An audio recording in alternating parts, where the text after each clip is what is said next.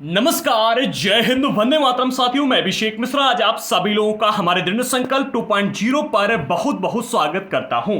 और आज के इस वीडियो में हम डिस्कस करेंगे क्लास 7 की एनसीईआरटी ज्योग्राफी का चैप्टर नंबर 2।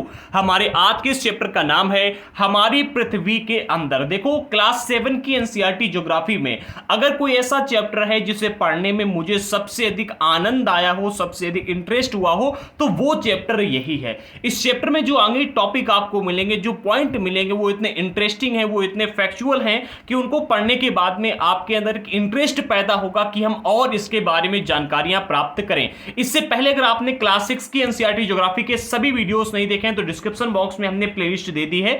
प्लेलिस्ट में आपको क्लास 6 के एंड 7 के आए हुए अभी तक के सारे वीडियोस देखने को मिल जाएंगे। एंड जिन लोगों को एनसीईआरटी के नोट्स लेने हैं, डिस्क्रिप्शन बॉक्स में हमने नोट्स की भी लिंक दे दी है। क्लास 6 के अलग मिल जाएंगे एंड 7 के अलग मिल जाएंगे। हिस्ट्री और ज्योग्राफी दोनों की लिंक मिल जाएगी, जाकर के आप डायरेक्ट उस लिंक के माध्यम से नोट्स को डाउनलोड कर सकते हो।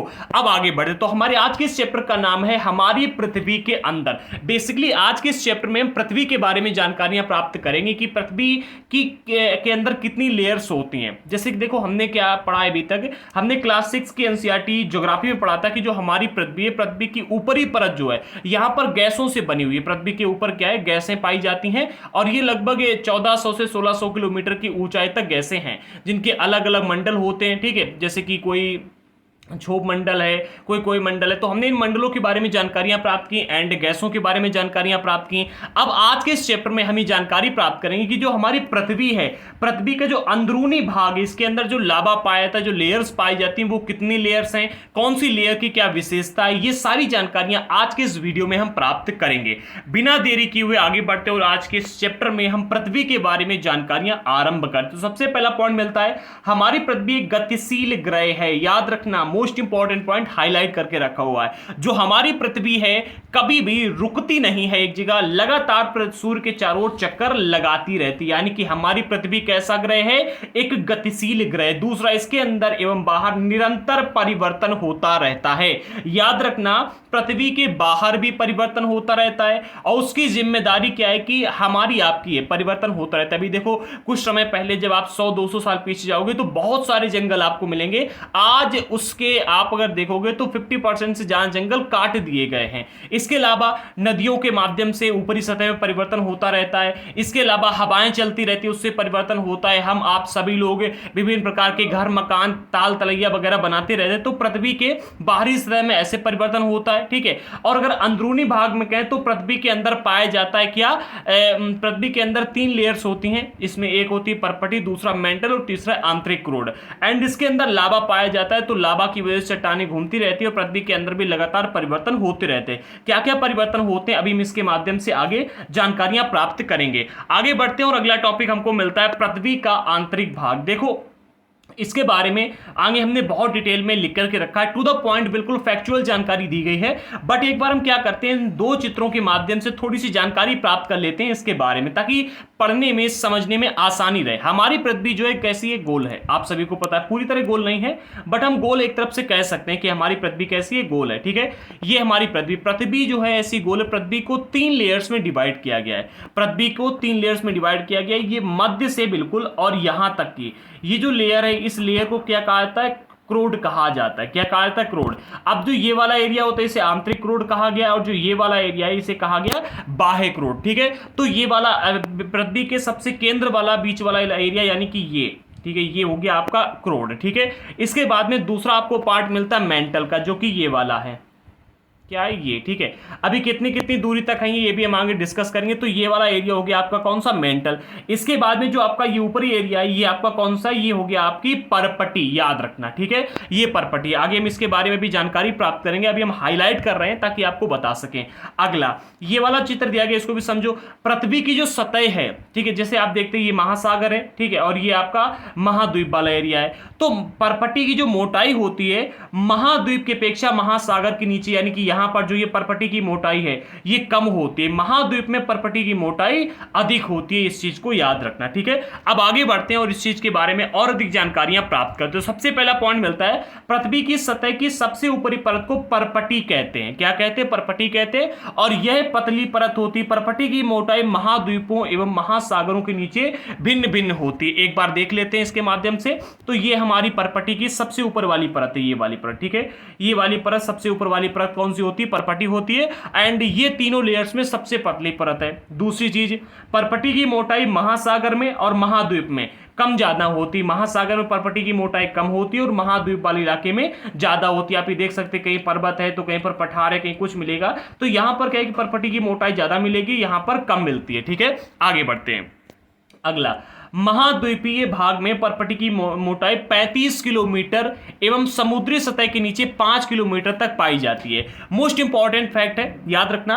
अगर प्रश्न पूछे जाए कि महाद्वीपीय भाग में परपटी की मोटाई कितनी होती है, लिख देना बिना सोचे समझे 35 किलोमीटर। अगर आपसे प्रश्न पूछा जाए कि महासागरीय क्षेत्र में या फिर समुद्री सतह पर परपटी की मोटाई कितनी होती है, तो 5 किलोमीटर तक मोटाई पाई जाती है। अर्थात जो महाद्वीपीय परपटी है ये महासागरीय परपटी से अधिक मोटी होती है। याद रखना, महाद्वीप वाली जो परपटी होती है, इसका जो लेयर होती है वो ज्यादा मोटी होती है महासागर की अपेक्षा। आप ऐसे तय कर सकते हैं जैसे कि ये हमारी पृथ्वी है। ठीक है, एक मिनट, ऐसे नहीं, थोड़ा सा नीचे आ जाते, ये ऐसे तय कर सकते हैं। ये तो ये आपका क्या है कि ये आपकी पूरी एक परपटी है। ठीक है, ये परपटी है पूरी।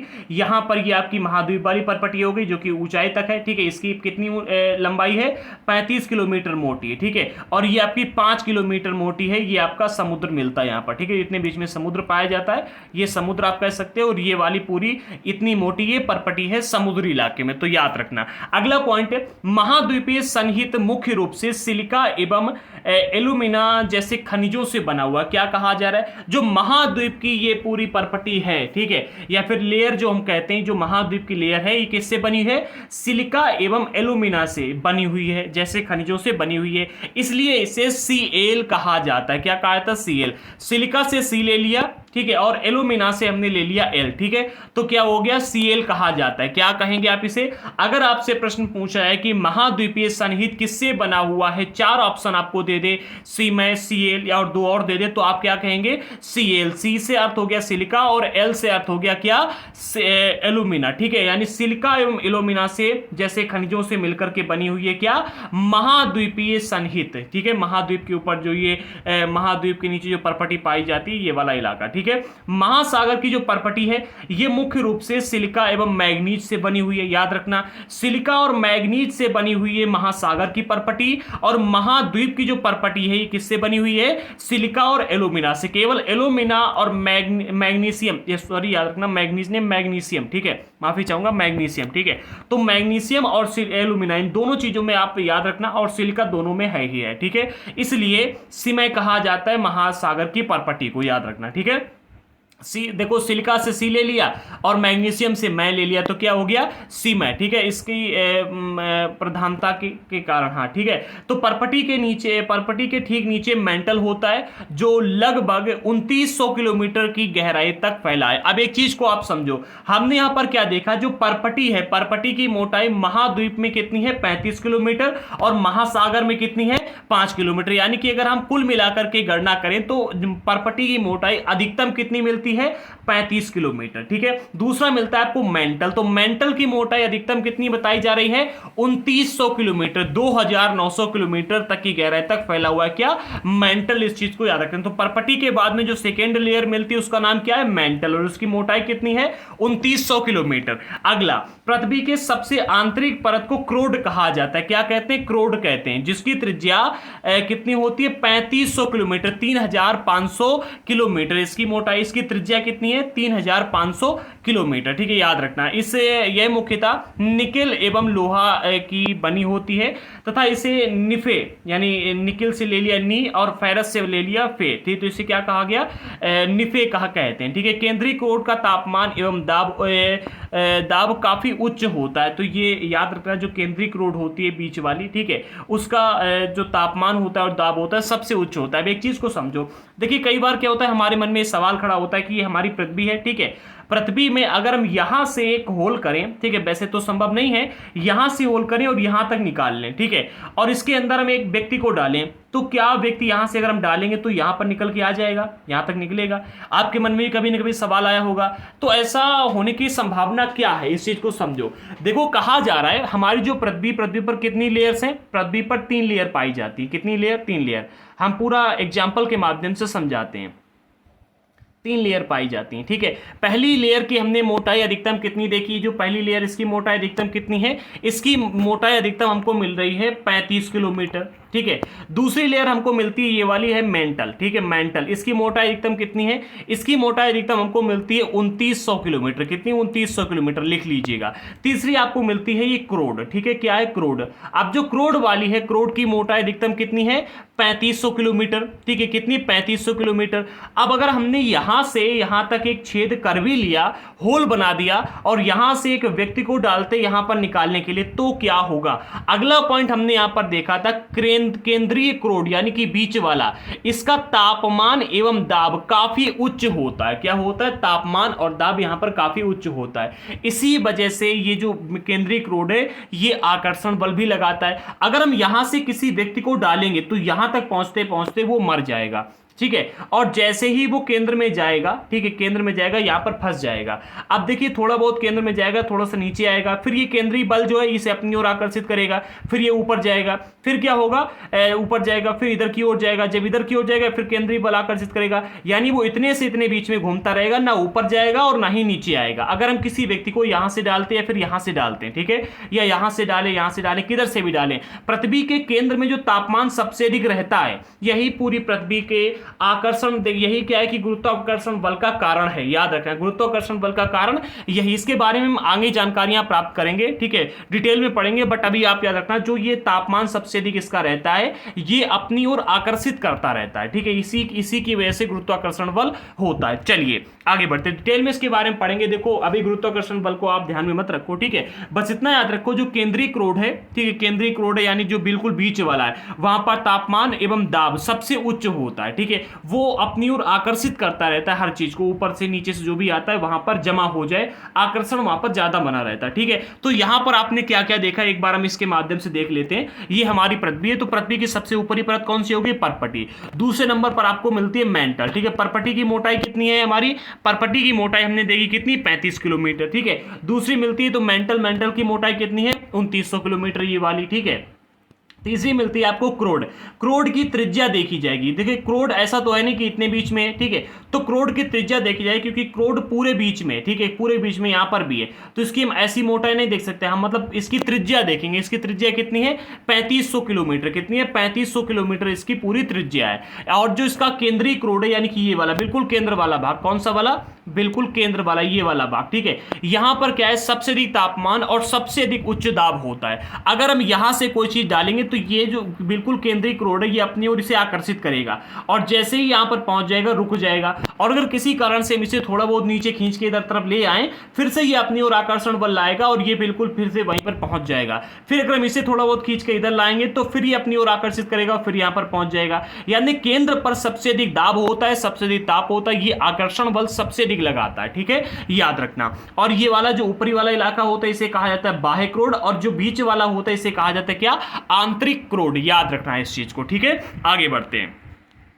अगला पॉइंट, एक इंपॉर्टेंट जानकारी दी गई, ये वाली है, पृथ्वी के आयतन का केवल 1% हिस्सा ही पर्पटी है। याद रखना, पूरी पृथ्वी के आयतन का केवल 1% हिस्सा ही क्या है? पर्पटी है। 85% में आपको मेंटल मिलता है, क्या? मेंटल, ठीक है, और 15% हिस्से में आपको क्रोड मिलती है। ये एक आंकड़ा दिया गया जो आपको याद रखना है, एनसीईआरटी के माध्यम से आंकड़ा दिया गया, याद रखना। इस पर कई बार प्रश्न आ जाते तो आपको याद रखना होगा। और पृथ्वी की पूरी त्रिज्या पूछी जाए तो 6371 किलोमीटर पूरी पृथ्वी की त्रिज्या है। कितनी है? 6371 किलोमीटर। याद रखिएगा, नोट कर लीजिएगा, इंपॉर्टेंट है ये। पृथ्वी की त्रिज्या कितनी है?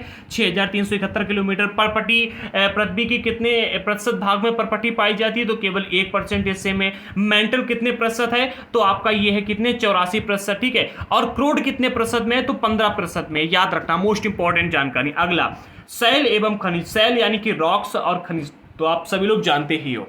पहला पॉइंट मिलता है इसमें, पृथ्वी की पर्पटी अनेक प्रकार के सेलों से बनी हुई है। कितने? अनेक प्रकार के सेलों से, यानी सेल यानी कि रॉक्स, आप कह शैल, आप कह सकते हैं कि पर्वत हो गए, पर्वत, हाँ पर्वत आते, पर्वत नहीं आते, पत्थर आप कह सकते हो, रॉक्स, ठीक है, शैलों से बनी हुई है, इसको शैल को इंग्लिश में कहते हैं रॉक, ठीक है। अगला पॉइंट मिलता है, जो देखो पृथ्वी की जो परपटी है यानी ऊपरी जो लेयर, ये किससे बनी हुई है, शैलों से बनी हुई है। अगला पॉइंट मिलता है, पृथ्वी की परपटी बनाने वाले खनिज पदार्थ कि किसी भी प्राकृतिक पिंड को शैल कहते हैं, ठीक है। और शैल विभिन्न रंग, आकार एवं गठन की हो सकती है। समझो इस चीज को क्या कहा जा रहा है। पहले पॉइंट में कहा गया पृथ्वी की जो परपटी ये अनेक शैलों से बनी हुई, इसका अर्थ ये हुआ शैल कोई एक प्रकार की नहीं है। शैल जो ये पृथ्वी की परपटी बनी हुई है ये विभिन्न प्रकार की शैलों से बनी हुई है। दूसरी चीज क्या कही जा रही है, वो ये कही जा रही है कि पृथ्वी की परपटी बनाने वाले जो खनिज पदार्थ हैं वो किसी भी प्राकृतिक पिंड के शैल कहलाते हैं। क्या, किसी भी प्राकृतिक पिंड के शैल कहलाते हैं, याद रखना। जैसे कि लौह अयस्क का शैल हो गया, ठीक है, लौह अयस्क का शैल हो गया, ठीक है, जिससे जिन चट्टानों से हम लौह अयस्क वाली जो चट्टानें होती हैं वो भी एक प्रकार की शैल है, उनसे हम लोहा प्राप्त करते हैं, ठीक है, जैसे कि कोयले की खदान हो गई, ठीक है। इस प्रकार से कहा जा रहा है पृथ्वी की परपटी बनाने वाले जो खनिज पदार्थ होते हैं, ठीक, खनिज पदार्थ के किसी भी प्राकृतिक पिंड को शैल कहा जाता है। और शैल जो होते हैं विभिन्न रंग के, विभिन्न आकार के एवं गठन यानी कि उनमें विभिन्न प्रकार की शैल पाई जाती हैं, ठीक है, गठन अलग अलग हो सकती है। आगे बढ़ते हैं। अब यहां पर आपको देखने को मिला कि मुख्य रूप से शैल कितने प्रकार के, तो 3 प्रकार की शैलें होती है जो आज आपको यहां पर क्लास 7 के एनसीईआरटी में पढ़ने को मिल रही है। एक होती है आपकी आग्नेय शैल, दूसरी होती है अवसादी शैल और तीसरी आपकी कायांतरित शैल। तीनों शैलों को याद रखना, आग्नेय, अवसादी और कायांतरित, ठीक है। सबसे पहली जो शैल है इसका नाम है आग्नेय शैल, इसको कहा जाता है इग्नियस रॉक, इंग्लिश में क्या कहा जाता है, इग्नियस रॉक कहा जाता है। अब जो इग्नियस शब्द है ये किससे बना है, तो इग्नियस शब्द लैटिन शब्द इग्निस से बना हुआ है और इग्निस का अर्थ होता है अग्नि, यानी कि अग्नि, अर्थात जो अग्नि शैल है ये किससे बनी हुई है, लावा से बनी हुई है शैल है, किससे, लावा से बनी हुई शैल है, इसीलिए इनका नाम रखा गया है आग्नेय शैल यानी कि इग्नियस रॉक। दूसरी मिलती है आपको अवसादी शैल। अवसादी जो है ये, इसे इंग्लिश में कहा जाता है सेडिमेंट्री। अब जो सेडिमेंट्री शब्द है ये लैटिन शब्द के सेडिमेंटियम से बना हुआ है। अब जो सेडिमेंटियम है इसका अर्थ होता है स्थिर, यानी कि एक जगह रुका हुआ, एक जगह सता हुआ, मतलब एक जगह पर बैठा हुआ, स्थिर, ठीक है। तो ये जो शैलें होती है, अब सादी शैलें होती हैं, ये एक जगह पर रुकी हुई रहती हैं, स्थिर शैलें होती, ठीक है। अगला कायांतरित शैल, तो कायांतरित आप इसका नाम ही सुनकर के आपके मन में ये सवाल है आया होगा, कायांतरित यानी कि रूप बदलने वाला, ठीक है।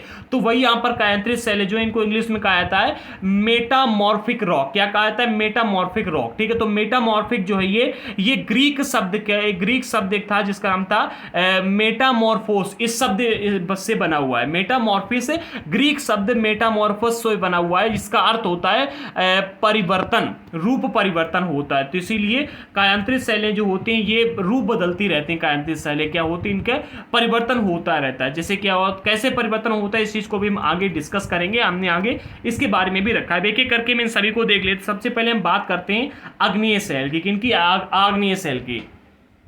तो इसमें दिया जा रहा है जब द्रवित मैग्मा यानी कि जो लावा, द्रवित लावा, जो पृथ्वी से जो लावा निकलता है ज्वालामुखी से, ठीक है, तो वही कहा जाए जब द्रवित मैग्मा ठंडा होकर ठोस हो जाता है तब इस प्रकार बने शैल को आग्नेय शैल कहते हैं। क्या कहते हैं, आग्नेय शैल कहते हैं। आपने कई बार देखा होगा, ज्वालामुखी के बारे में सुना होगा कि ज्वालामुखी से लावा निकलता है, उसी लावा को मैग्मा कहा जाता है, ठीक है। तो जो ये मैग्मा है, जब ये मैग्मा ठंडा होकर के ठोस हो जाता है तो उसे क्या कहा जाता है, आग्नेय शैल कहा जाता है, इग्नियस रॉक कहा जाता है। उससे जो चट्टानें बनती हैं, हाँ चट्टान शब्द बिल्कुल सही, चट्टानें जो बनती हैं वो आग्नेय शैल चट्टानें कही जाती हैं, आग्नेय चट्टानें कही जाती हैं। जो आग्नेय चट्टानें होती हैं इन्हें प्राथमिक शैल कहा जाता है, ठीक है, इन्हें प्राथमिक शैल भी कहते हैं। अब जो आग्नेय शैल है ये 2 प्रकार की होती है। कितने, 2 प्रकार की होती है। एक है आपकी अंतर्भेदी आग्नेय शैल और दूसरी है बहिर्भेदी आग्नेय शैल। बहुत ही अच्छे तरीके से समझाऊंगा, अगर आपने चैनल को सब्सक्राइब नहीं किया तो कर लो भाई, ठीक है, बहुत इंपॉर्टेंट होता है सब्सक्राइब करना। हम सबसे पहले बात करते हैं अंतर्भेदी आग्नेय शैल की। तो जब द्रवित मैग्मा यानी कि जो ये लावा होता है, पिघला हुआ लावा, ठीक है, कभी कभी भूपर्पटी के अंदर यानी कि पृथ्वी के बाहर निकलने से पहले पृथ्वी के अंदर ही, ठीक है, क्या कहा जा रहा है, जब द्रवित मैग्मा यानी पिघला हुआ लावा भूपर्पटी के अंदर ही गहराई में ठंडा हो जाता है, यानी कि क्या हुआ, ज्वालामुखी फूटा, ठीक है, कुछ लावा बाहर निकल गया, कुछ लावा बाहर न निकल करके इसने इधर उधर से रास्ता बना लिया और पृथ्वी के अंदर यहां पर जमा रहा और यहां पर उस क्या हुआ, वो ठंडा हो गया, ठीक है। तो इस प्रकार बने सेल को जब ठंडा होगा तो वहां पर चट्टान बन जाएगा, ठंडा होकर ठोस हो जाएगा, चट्टान बन जाएगा। तो इस प्रकार बने सेल को अंतर्भेदी अग्नेय सेल कहा जाता है, यानी कि पृथ्वी के अंदर ठंडा हुआ लावा, ठीक है, इसे अंतर्भेदी अग्नेय सेल कहा जाता है। धीरे धीरे ठंडा होने के कारण ये बड़े दानों का रूप ले लेता है। जब देखिए धीरे धीरे ठंडा होता है तो इससे जो ये चट्टानें होती हैं, जो ये सेल बनती हैं, आग्नेय सेल की चट्टानें बनती हैं, अंतर्वेदी अग्नेय सेल होती हैं, ये बड़े बड़े दानों वाली सेल होती हैं। जैसे आप देखोगे, एक मिनट, आप देखोगे जो आप किसी भी चीज को उठाकर देखो, मिट्टी को उठाकर देखो, पत्थर को उठाकर देखो, सभी में आपको क्या है कि दानेदार चीजें देखने को मिलती हैं, हर कण से मिलकर के बनता है, ठीक है। तो जो अंतर्वेदी अग्नेय सेल होती हैं, इनका जो कण होते हैं, जिन कणों से, जिन दानों से मिलकर के ये सेलें बनती हैं, उन दानों का आकार बड़ा होता है, ठीक है। दाने जो होते हैं, दानों का रूप जो होता है, बड़े दानों का रूप लेते हैं, ठीक है। और ये लेते हैं ग्रेनाइट, ऐसी ही सेल का एक उदाहरण है, ठीक है। इसका अंतर्वेदी सेल का उदाहरण आपको मिलता है ग्रेनाइट। ग्रेनाइट प्रकार की सेल बनती है, ठीक है। अब हम बात करते हैं आग्नेय बहिर्वेदी अग्नेय सेल की। तो जब द्रवित लावा पृथ्वी की सतह पर आता है, यह तेजी से ठंडा होकर ठोस बन जाता है। इस प्रकार बने सेल क्या कहलाते हैं? बहिर्वेदी अग्नेय सेल कहलाते हैं। इनकी संरचना बहुत महीन दानों वाली होती है। उदाहरण के लिए बेसाल्ट, दक्कन पठार बेसाल्ट सेल से बना है। इस चीज को समझते हो, दोनों में हम कंपैरिजन करके दिखाते हैं। ये हमारा क्या, एक मिनट, ये नहीं, थोड़ा सा कलर चेंज कर लेते ताकि आपको आसानी रहे। ये हमारा ज्वालामुखी है, ठीक है। ज्वालामुखी क्या हुआ, फूटा, ठीक है, और यहां से कई सारे क्या हुआ कि लावा निकला, ठीक है, लावा निकला, लावा निकल कर बाहर आया, ठीक है। यहां पर क्या हुआ, इतने बीच में लावा फैल गया, लावा फैल गया, ठीक है। इधर भी लावा फैला, और लावा फैलने के बाद में इसके साथ में क्या हुआ, यहाँ पर क्या है कि हवाएं मिली, इसको ठंडी हवा मिली, ठीक है। इसमें टेम्परेचर में चेंज मिला, इसको बाहरी तापमान में अंतर मिला, तो ये जल्दी से ठंडा हो गया। जब ये जल्दी से ठंडा हो जाएगा तो महीन दानों वाली संरचना के रूप में ये सेल बनेगी, ठीक है। और इस सेल का सबसे अधिक अच्छा उदाहरण आपको मिलता है बेसाल्ट, ठीक है, जो कि दक्कन का जो पठार है हमारा, ये क्या है कि ज्वालामुखी प्रक्रियाओं की वजह से बना, इसलिए इसमें बेसाल्ट सेल बन पाई जाती हैं, ठीक है। दूसरा उदाहरण आपको मिलता है अंतर्वेदी अग्नेय सेल। तो जो इसके बाहर निकल के लावा ठोस होता है उसे कहा जाता है बहिर्वेदी अग्नेय सेल। अब अंतर्वेदी अग्नेय सेल किसे कहते हैं, इसे समझो।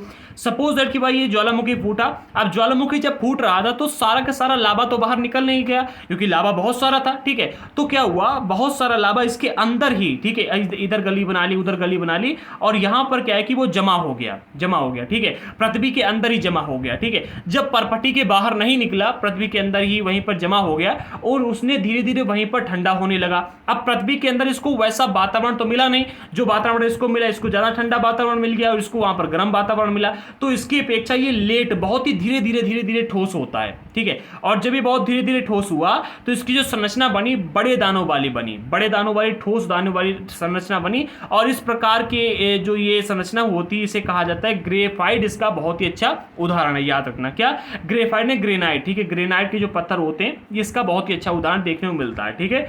आगे बढ़ते हैं। तो आई होप कि आपको अंतर्वेदी और बहिर्वेदी अग्नेय सेल में अंतर समझ में आया होगा। याद रखो, ऐसे आप रख लो, अंतर्वेदी अग्नेय सेल जो होती हैं ये बड़े दानों वाला रूप लेती हैं, ठीक है, इसका उदाहरण है ग्रेनाइट। और बहिर्वेदी अग्नेय सेल की जो संरचना होती है ये महीन दानों की होती है, और इसका उदाहरण है आपके सामने बेसाल्ट। दूसरा, अंतर्वेदी अग्नेय सेल जो होती है भूपर्पटी के अंदर गहराई में ठंडी हो जाती हैं, ठीक है, ठंडी होकर ठोस हो जाती हैं। बहिर्वेदी अग्नेय सेल क्या होता है, पृथ्वी की सतह पर आता है और तेजी से ठंडा होकर ठोस हो जाता है। ये आप अंतर याद रखना, ठीक है। अब आगे बढ़ते, अगला पॉइंट मिलता है जीवाश्म। जीवाश्म बहुत ही इंपॉर्टेंट चीज है, इसको समझो।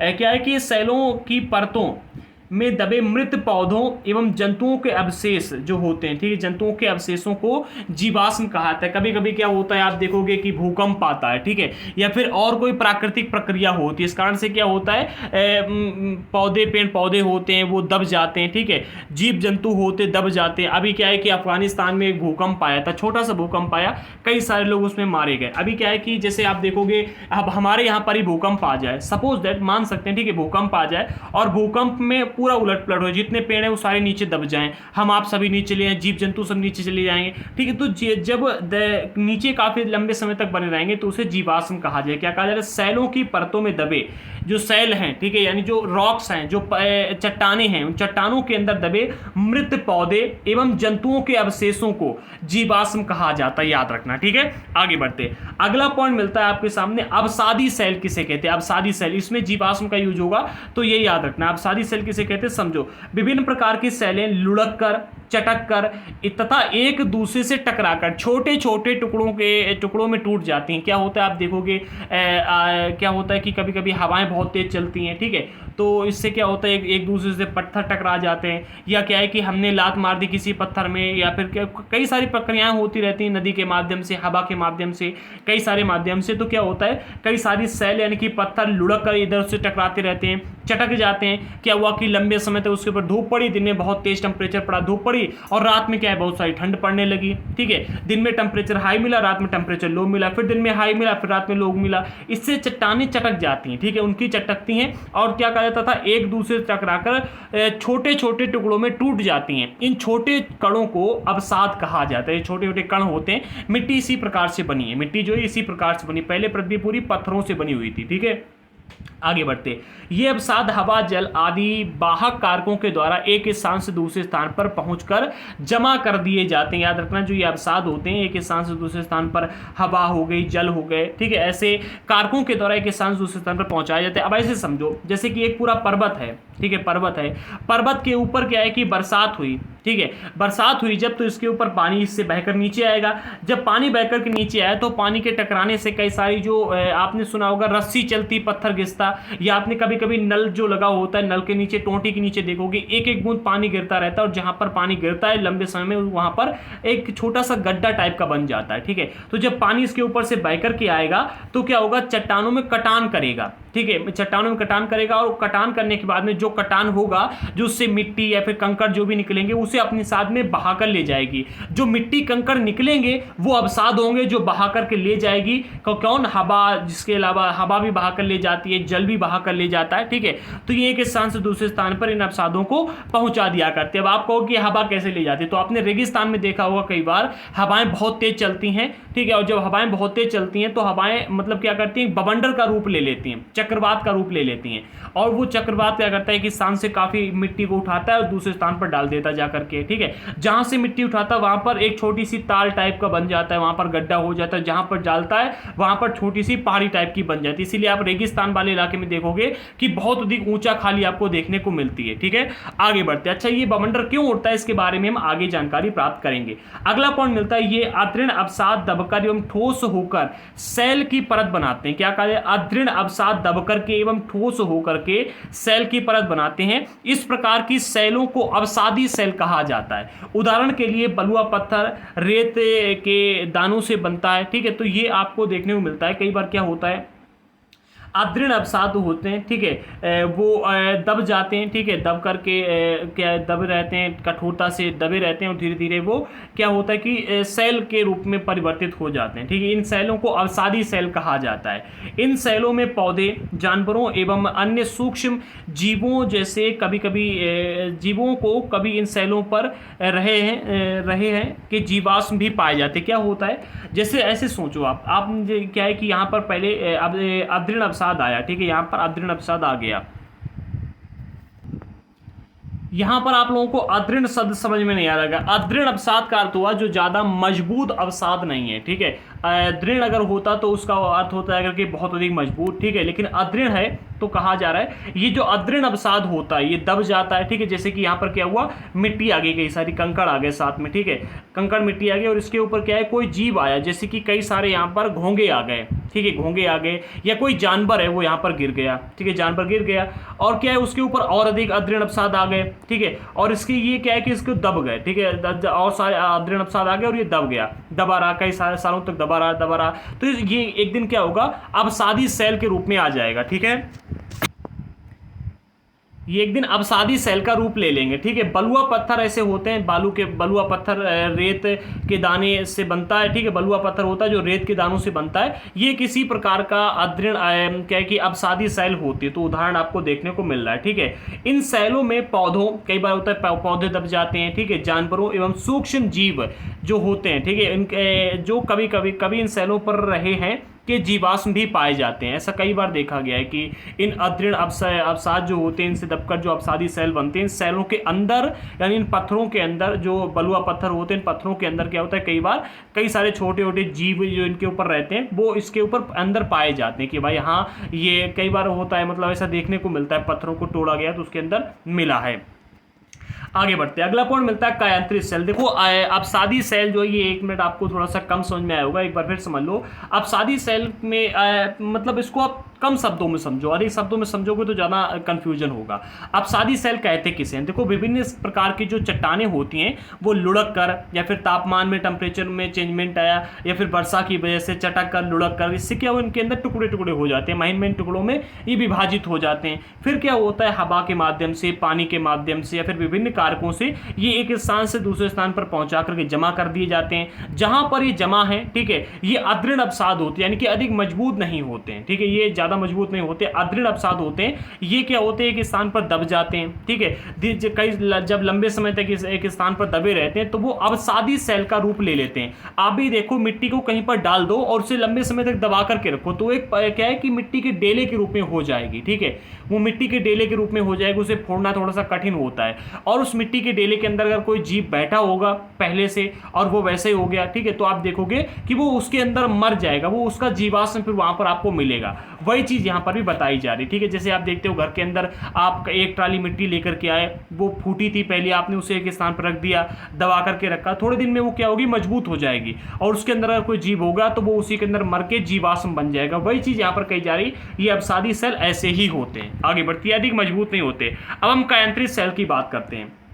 आग्नेय एवं अवसादी सेल उच्च ताप एवं दाब के कारण कायांत्रित सेल में परिवर्तित हो जाते हैं। देखो जो कायांत्रित सेल है इसमें आग्नेय और अवसादी दोनों को समझना इसके लिए बहुत आवश्यक है। आग्नेय और अवसादी ये दोनों सेल क्या होते हैं, उच्च ताप यानी जब इनको तापमान बहुत अधिक मिलता है या दाब बहुत अधिक मिलता है तो ये कायांत्रित सेल में परिवर्तित हो जाते हैं। उदाहरण के लिए चिकनी मिट्टी स्लेट में एवं चूना पत्थर संगमरमर में परिवर्तित हो जाता है। ये आपको उदाहरण देखने को मिलते हैं, ठीक है। इसके बारे में हम आगे भी पढ़ेंगे कैसे परिवर्तित हो जाते हैं। चिकनी मिट्टी जो होती है वो कभी कभी स्लेट में परिवर्तित हो जाती है, धीरे धीरे आप देखोगे, ठीक है। और जो चूना पत्थर होता है वो संगमरमर में परिवर्तित हो जाता है। कैसे होता है ये भी हम आगे जानकारी इसके बारे में प्राप्त करेंगे। तो इसमें एक और दो मोस्ट इंपॉर्टेंट जानकारी देखिए, इसको नोट कर लीजिएगा। विश्व की सबसे गहरी, ठीक है, विश्व की सबसे गहरी खान दक्षिण अफ्रीका में स्थित है। याद रखिएगा, क्या विश्व की सबसे गहरी खान दक्षिण अफ्रीका में स्थित है तथा इसकी गहराई 4 किलोमीटर है।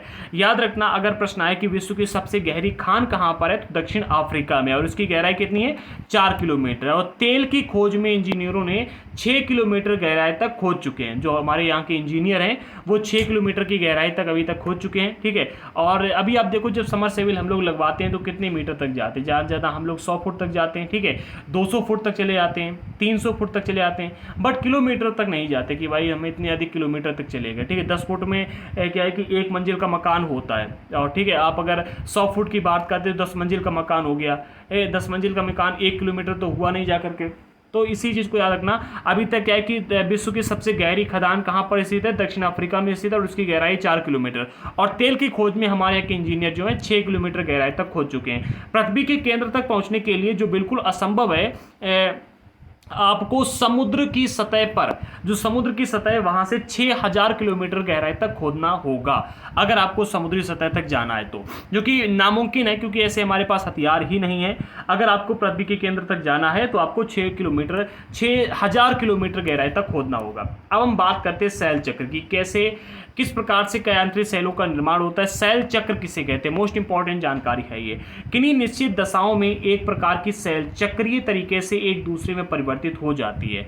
क्या होता, क्या कहा जा रहा है, किन्हीं निश्चित दशाओं में एक प्रकार की सेल चक्रीय तरीके से एक दूसरे में परिवर्तित हो जाते हैं। इस सेल चक्र से एक सेल चक्र से दूसरे सेल में परिवर्तन होने की इस प्रक्रिया को सेल चक्र कहते हैं। हम बाद में ये पढ़ेंगे, पहले यहाँ पर देख लेते हैं क्या हुआ।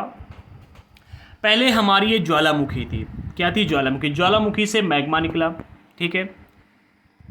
क्या हुआ, ज्वालामुखी से मैग्मा निकला यानी कि लावा निकला, ठीक है। लावा से कभी कभी क्या होता है, डायरेक्ट कायांतरित लावा, जब काफ़ी लावा निकला, ठोस हो गया, ठीक है, और उसके अंदर खनिज थे, लंबे समय तक जब उसे कोई भी मतलब उसे हाथ नहीं लगाता, जैसे आप देखते हैं कोयला, ठीक है, तो कोयले की खदान में कभी कभी आपको हीरे भी मिलते हैं, ठीक है। तो क्या होता है, जब लंबे समय तक ये वहाँ पर बना रहता है तो कभी कभी ये कायांतरित सेल में परिवर्तित हो जाता है।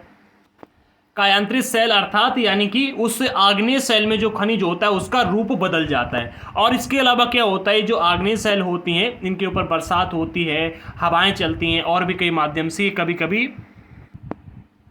कभी कभी नहीं, मतलब हम ये कह सकते हैं कि अक्सर हमेशा ऐसा होता है, जो आग्नेय सेल होती हैं इनसे छोटे छोटे टुकड़े, इनके अवसाद निकलने लगते हैं, ठीक है, इनसे इनका तलछट निकलने लगता है, अवसाद, ठीक है, छोटे छोटे टुकड़े इनसे टूट करके बाहर जाने लगते हैं चट्टानों से, तो वो अवसाद के रूप में परिवर्तित हो गए। अवसाद से ये अवसादी सेल बन जाते हैं, यानी कि एक स्थान पर आ जाते हैं और वहां पर जमा होकर के कई दिनों तक उसके ऊपर दाब पड़ता रहता है, ठीक है, और उसको छुआ नहीं जाता है, तो वो अवसादी सेल बन जाए। जैसे आप देखोगे कहीं से मिट्टी लेकर के आओ और आप एक स्थान पर डाल दो, लंबे समय तक उसे वहीं पर पड़ा रहने दो, आप देखोगे कि वो मिट्टी ठोस हो जाएगी, ठीक है, और ठोस होकर के धीरे धीरे क्या है कि वो पत्थर के रूप में धीरे धीरे परिवर्तित होने लगेगी। जैसे क्या है कि आप मिट्टी को लेकर के आए, आपने रख दिया, तो मिट्टी पहले भुरभुरी होगी, यानी कि उसे आप हाथ से पूरा मीस सकते हो, ठीक है, और उसे एक ही स्थान पर लंबे समय तक पड़ा रहने दोगे तो वो क्या है कि मिट्टी का डेला बन जाएगा, फिर उसे फोड़ना आपके लिए मुश्किल होगा थोड़ा सा, ठीक है, वही कहा जा रहा है। पहले आग्नेय सेल थी जो कि चट्टाने थी, चट्टानों से छोटे छोटे टुकड़े निकल के आए तो वो अवसाद बन गए, ठीक है, अवसाद एक स्थान पर इकट्ठे हो गए,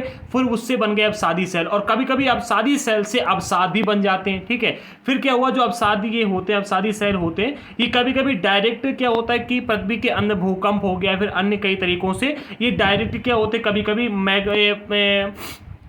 मैग्मा में भी परिवर्तित हो जाते हैं। जैसे क्या हुआ, कभी कभी जैसे कि यहाँ पर अवसादी सेल पड़ी थी, ठीक है, यहाँ पर ज्वालामुखी निकल आया, ठीक है, तो क्या हुआ, ये वहाँ पर धीरे धीरे मैग्मा में परिवर्तित हो जाएंगे। या फिर क्या होगा, यहाँ पर क्या है कि भूकंप आया और जो अवसादी सेल थे ये पृथ्वी के अंदर चले गए, ठीक है, तो क्या होगा, ये मैग्मा में परिवर्तित हो जाएंगे। या फिर कभी कभी क्या होता है, जो अवसादी सेल होते हैं ये कायांतरित सेलों में परिवर्तित हो जाते हैं। लंबे समय तक जब ये अवसादी सेल एक स्थान पर जमा रहते हैं, कोई इनको टच नहीं करता है, तो ये इनका रूप परिवर्तन हो जाता है और फिर ये कायांतरित सेल में बदल जाती है। ये हजारों वर्षों के दौरान प्रक्रिया होती है, और जो कायांतरित सेल होते हैं ये फिर से लावा में परिवर्तित हो जाते हैं, ठीक है, ये फिर से लावा में परिवर्तित हो जाते हैं, मैग्मा में परिवर्तित हो जाते हैं। कैसे होते हैं इस चीज को हम यहाँ पर इसके माध्यम से समझते हैं। क्या कहा जा रहा है, किन्हीं निश्चित दिशाओं में एक प्रकार की सेल चक्रीय तरीके से, जो ये सेल चक्र पूरा चल रहा है, इस चक्रीय तरीके से एक दूसरे में परिवर्तित हो जाते हैं। कैसे, मैग्मा से आपके सामने बना आग्नेय सेल, आग्नेय सेल से अवसाद बना, आग्नेय सेल से कायांतरित सेलें बनी, अवसाद से अवसादी सेल बनी,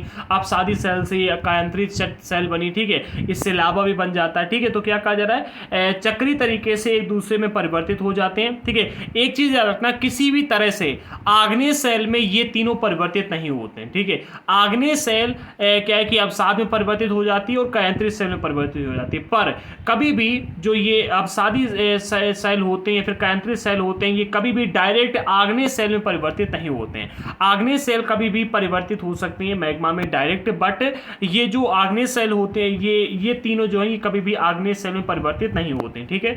द्रवित मैग्मा ठंडा होकर ठोस होकर के आग्नेय सेल बनाता है, सभी को पता है, ठीक है, मैंने आपको बता दिया।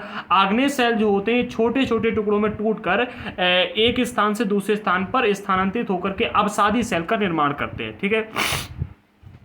छोटे छोटे टुकड़ों में टूटे तो क्या हुआ, अवसाद का निर्माण किया और अवसाद एक स्थान से दूसरे स्थान पर गए और कई समय तक एक स्थान पर बने रहे, तो अवसादी सेल का इन्होंने निर्माण किया, ठीक है। तीसरा मिलता है आपके सामने, ताप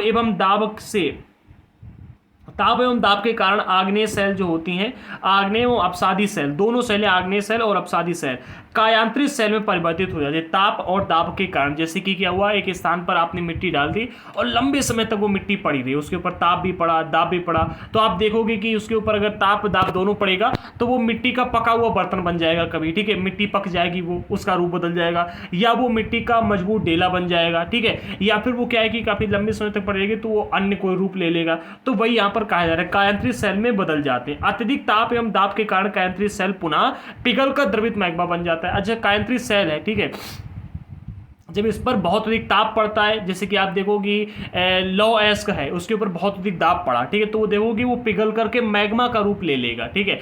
मैग्मा में कई सारे अशुद्धियां होती हैं बट उसमें अशुद्धियां नहीं मिलेंगी, लेकिन हाँ वो पिघल जाएगा। और मैग्मा क्या होता है, पिघला हुआ रूप होता है चट्टानों का, सैलों का, ठीक है। तो वही यहाँ पर क्या है, ये मैग्मा का द्रवित मैग्मा बन जाता है दोबारा से, ठीक है, जब कायांतरित सैलों में बहुत अधिक ताप पड़ता है और बहुत अधिक दाब पड़ता है तब, ठीक है। और द्रवित मैग्मा पुनः ठंडा होकर के आग्नेय सेल में परिवर्तित हो जाता है। तो इस चीज को आप याद रखें।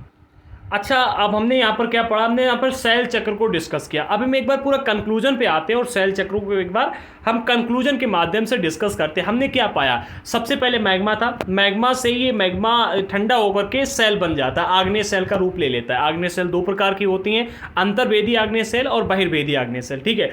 अब जो ये आग्नेय सेल हैं, ठीक है, इनके ऊपर क्या हुआ, इनके ऊपर दाब पड़ा, ताप पड़ा, ठीक है, ये चटकी टूटी, पानी की वजह से क्या वो टूटा और ये एक स्थान से दूसरे स्थान पर अवसाद के रूप में गई।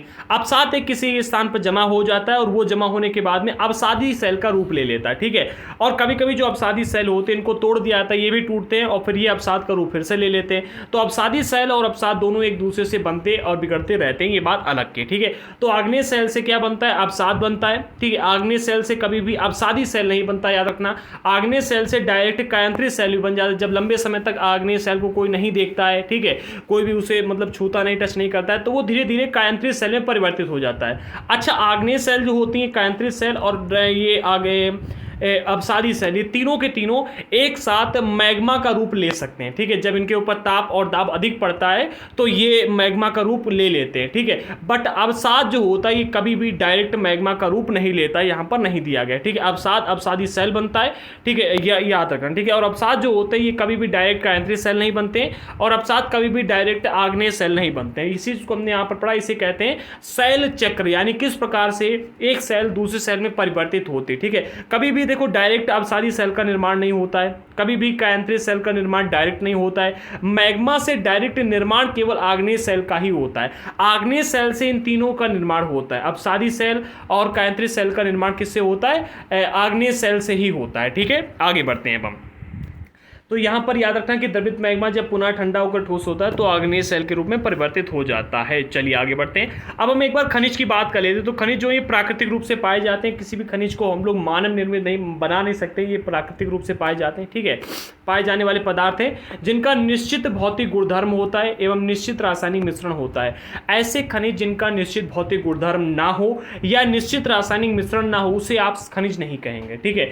ऐसी चीज जिसका निश्चित भौतिक गुणधर्म होता है और निश्चित रासायनिक मिश्रण होता है, केवल वही खनिज कहलाता है। खनिज मानव जाति के लिए बहुत ही महत्वपूर्ण है। भाई आप देख रहे हो ना, सोना चांदी के लिए कितनी मार काट बची रहती है, उसी चीज के लिए यहाँ पर कहा जा रहा है, ठीक। खनिज जो है प्राकृतिक रूप से ही केवल पाए जाते हैं, इन्हें हम नहीं बना सकते। अगला, कुछ का उपयोग ईंधन की तरह होता है, जैसे कोयला हो गया, ठीक है। कोयला के अलावा आपके प्राकृतिक गैस है, पेट्रोलियम है, ठीक। इनका उपयोग उद्योगों, औषधि में, ठीक है, उर्वरक में भी होता है। लोहा, एल्युमिनियम, सोना, यूरेनियम आदि ये सभी क्या है, खनिज है। अच्छा, आपसे पूछा है खनिज किसे कहते हैं, तो आप क्या कहोगे। देखो, खनिज की एक निश्चित भौतिक गुणधर्म होता है, एक निश्चित रासायनिक मिश्रण होता है। इसका अर्थ ये हुआ वो सभी चीज़ें, जैसे कि आपका कोयला हो गया, ये भी एक खनिज है। प्राकृतिक गैस है, ये भी एक खनिज है, ठीक है। पेट्रोलियम है, ये भी एक खनिज है। सोना चांदी है, ये भी एक खनिज है, ठीक। खनिज कितने प्रकार के होते हैं ये अगले चैप्टर में हम डिस्कस करेंगे। अभी आप यहाँ समझो कि खनिज कहते कैसे। खनिज जो होते हैं वो प्राकृतिक रूप से पाए जाते हैं। इसमें लकड़ी भी एक प्रकार की खनिज है, ठीक है, क्योंकि उसका एक रासायनिक गुणधर्म होता है, ठीक है। लकड़ी को हम जला करके कोयला बना सकते हैं और कोयला एक क्या है, खनिज है। लकड़ी को हम खनिज की श्रेणी में शायद नहीं रख सकते यहाँ, ठीक है। लकड़ी के बारे में पता नहीं। औषधि एक प्रकार की खनिज है, ठीक है। एक औषधि भी खनिज नहीं है, ठीक है, औषध खनिज नहीं है। पेट्रोलियम है, प्राकृतिक गैस है, कोयला है, एल्युमिनियम है, लोहा है, सोना है, यूरेनियम है, ये सारी खनिज है, ठीक है। चलिए आगे बढ़ते। फिलहाल खनिज के बारे में अगले चैप्टर में हम जानकारियाँ प्राप्त करेंगे। जिन्होंने चैनल को सब्सक्राइब नहीं किया भाई कर लो, कब तक कहलवाओगे। इसके भी सब्सक्राइबर बढ़ाओ, चैनल को सब्सक्राइब कर लो और टेलीग्राम पर ज्वाइन कर लो, कई सारे पीडीएफ हम वहाँ पर देते रहते हैं। एंड इंस्टाग्राम पर फॉलो करो, डिस्क्रिप्शन बॉक्स में लिंक दी गई, भाई अभी कर लो। अभी तक मतलब क्या इतनी देरी कर दी आपने, आपके क्वेश्चंस का आंसर वहाँ पर मिलता रहता है। और फेसबुक पर फॉलो करो या ना करो कोई फर्क नहीं पड़ता, इंस्टाग्राम पर एक बार फॉलो कर लो, ठीक है। हमारे चैनल पर क्लास 6 से लेकर के 12 तक की एनसीईआरटी का स्पेशल कोर्स बिल्कुल फ्री में लाया गया है। ज्वाइन करने के लिए भी चैनल को सब्सक्राइब करें।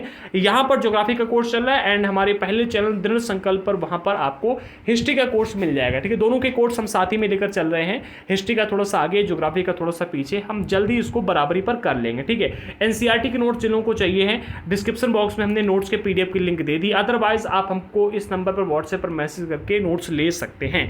तो मिलते हैं अगले वीडियो के साथ में, तब तक के लिए जय हिंद साथियों।